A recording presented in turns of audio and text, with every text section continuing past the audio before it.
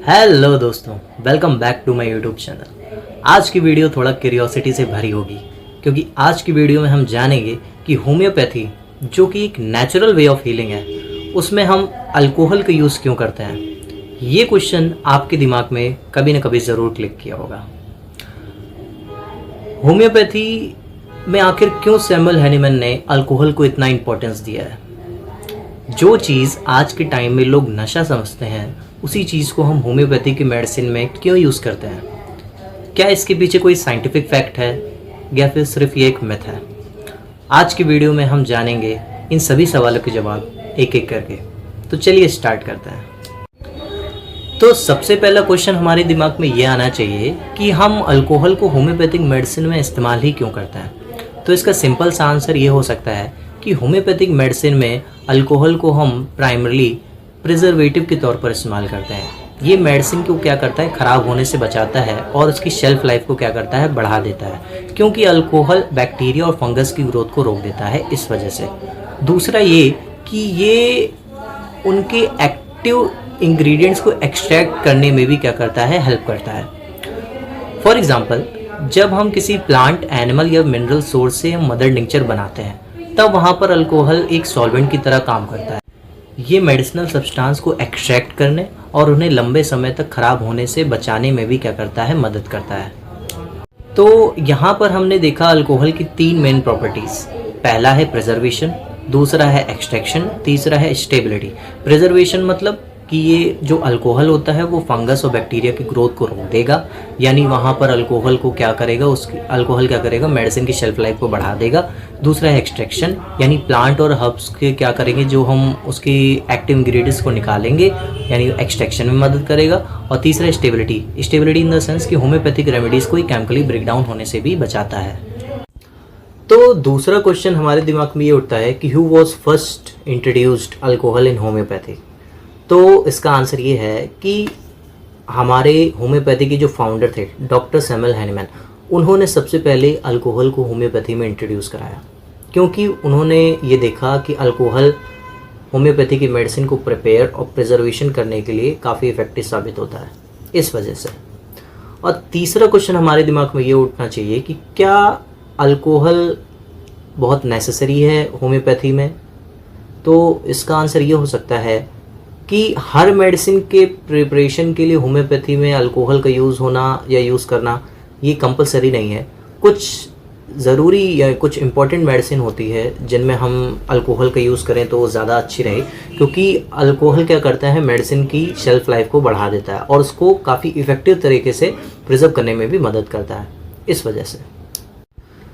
Fourth question हमारे दिमाग में ये उठ सकता है कि can homeopathic medicine be prepare without alcohol. तो इसका सिंपल सा आंसर है हाँ, क्योंकि हमारे इस पैथी में सिर्फ अल्कोहल की वजह से ही या अल्कोहल का यूज़ करके ही मेडिसिन प्रिपेयर नहीं की जा सकती। उसके कुछ अदर अल्टरनेटिव ऑप्शन ये हो सकते हैं, जैसे शुगर ग्लोब्यूल का यूज़ करके, टैबलेट्स का यूज़ करके, लैक्टोज पाउडर का यूज़ करके हम क्या कर सकते हैं, मेडिसिन को प्रिपेयर कर सकते हैं। तो पांचवा क्वेश्चन ये उठ सकता है कि अगर अल्कोहल हार्मफुल है हमारी हेल्थ के लिए, तो वो मेडिसिन में पाया ही क्यों जाता है या उसका हम यूज़ ही क्यों करते हैं। तो इसका आंसर जानना बहुत ज़रूरी हो जाता है, क्योंकि अल्कोहल तब एक एडिक्शन माना जाता है या फिर हम अल्कोहल को तब हम हार्मफुल मान सकते हैं जब उसकी क्वांटिटी क्या हो, ज़्यादा मात्रा में ली जाए या हम उसका क्या करें, उसका मिसयूज़ करें। लेकिन ऐसा होम्योपैथिक मेडिसिन के केस में नहीं होता है, क्योंकि होम्योपैथिक मेडिसिन के केस में अल्कोहल का सिर्फ काम उसको प्रिजर्व करना और उसकी इफ़ेक्टिवनेस को क्या करना, बढ़ाना, यही उसका मेन काम है बस। तो नेक्स्ट क्वेश्चन ये हो सकता है, क्या होम्योपैथिक मेडिसिन एडिक्शन कॉज करवा सकती है। तो इसका आंसर है नॉर्मली नहीं, क्योंकि होम्योपैथिक मेडिसिन या होम्योपैथिक रेमेडीज़ जो होती हैं वो नॉर्मली एडिक्शन कॉज करवाने के लिए नहीं होती हैं। ना ही उतनी मात्रा में हम अल्कोहल का यूज़ करते हैं जिससे कि किसी को उसकी लत लग जाए, कोई उससे एडिक्ट हो जाए। लेकिन पहले से जो पेशेंट अल्कोहल अब्यूज्ड है, जो अल्कोहल को छुड़वाना चाह रहा है, उसको एक बार ये मेडिसिन या होम्योपैथिक मेडिसिन को लेने से पहले एक बार डॉक्टर की सलाह ज़रूर लेनी चाहिए। सो हमारा नेक्स्ट क्वेश्चन ये है, can children also take alcohol based homeopathic medicine.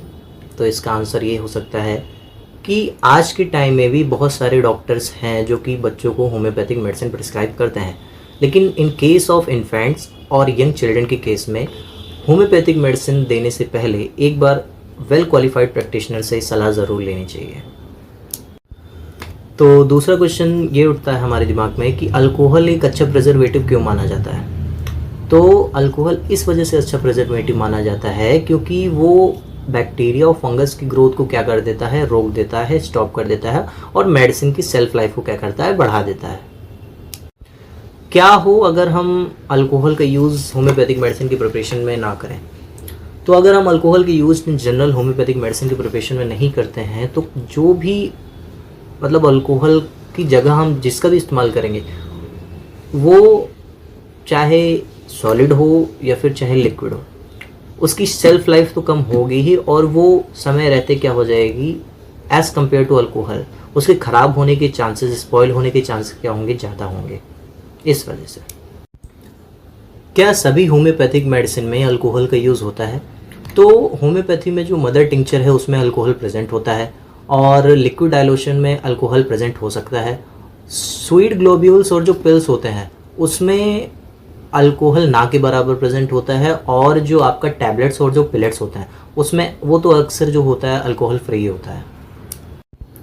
तो हमारा नेक्स्ट क्वेश्चन ये है कि मदर टिंक्चर में अक्सर अल्कोहल की मात्रा ज़्यादा क्यों होती है? क्योंकि जो मदर टिंक्चर होता है वो कंसनट्रेटेड एक्सट्रैक्ट होता है, चाहे वो प्लांट सोर्स से लिया गया हो, चाहे वो मिनरल सोर्स से लिया गया हो, चाहे फिर वो एनिमल सोर्स से ही क्यों ना लिया गया हो। तो कंसनट्रेशन एक्सट्रैक्ट होने की वजह से यहाँ पर अल्कोहल को हम यूज़ करते हैं एज अ प्रिजर्वेटिव और उसकी इफेक्टिविटी मेंटेन करने के लिए। क्या एक डायबिटिक पेशेंट होम्योपैथिक मेडिसिन को ले सकता है? तो जो डायबिटिक पेशेंट होता है उससे शुगर से तो प्रॉब्लम है, यानी अगर हम उसको ग्लोब्यूल्स देते हैं तो ग्लोब्यूल्स ऑलरेडी शुगर बेस्ड होते हैं। इस वजह से डायबिटिक पेशेंट को होम्योपैथिक मेडिसिन लेने से पहले अपने डॉक्टर को एक बार कंसल्ट जरूर करना चाहिए। अक्सर डॉक्टर ये कहते हैं कि ग्लोब्यूल्स को या फिर पिल्स को कभी भी हाथ से टच नहीं करना चाहिए। ऐसा क्यों कहते हैं? वो ऐसा इसलिए कहते हैं क्योंकि अगर आप ग्लोब्यूल्स या पिल्स को हाथ से लोगे तो वो तो पहली बात ड्राई हो जाएगा, और दूसरी बात वो कंटामिनेटेड हो जाएगा। तो कंटामिनेशन होने से रोकने के लिए वो आपको बताते हैं कि आप कभी भी ग्लोब्यूल्स को हाथों से टच मत करो।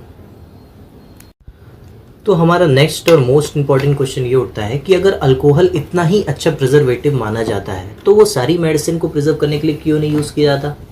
क्योंकि हर एक मेडिसिन का फॉर्मुलेशन क्या होता है वो अलग होता है। कुछ medicine tablets, syrups, injections and other forms में क्या होती हैं, ज़्यादा इफेक्टिव और स्टेबल मानी जाती हैं। इस वजह से हम हर मेडिसिन के केस में अल्कोहल को एज अ प्रिजर्वेटिव यूज़ नहीं कर सकते। तो आज की वीडियो का कंक्लूजन ये निकलता है कि होम्योपैथी में अल्कोहल का काम नशा देना नहीं होता है, बल्कि उसको प्रिजर्व और उसको स्टेबल बनाए रखने का होता है। जिस तरह से नॉर्मली घर में जो अचार बनता है उसको अचार को प्रिजर्व करने के लिए हम तेल और नमक का इस्तेमाल करते हैं ताकि अचार ख़राब ना हो, ठीक उसी तरीके से होम्योपैथी में हम अल्कोहल का इस्तेमाल मेडिसिन को प्रिजर्व करने और उसको स्टेबल बनाए रखने के लिए करते हैं। That's it. तो अगर आपको आज की वीडियो अच्छी लगी हो तो मेरे चैनल को फॉलो करें और सब्सक्राइब और शेयर ज़रूर करें। Thank you.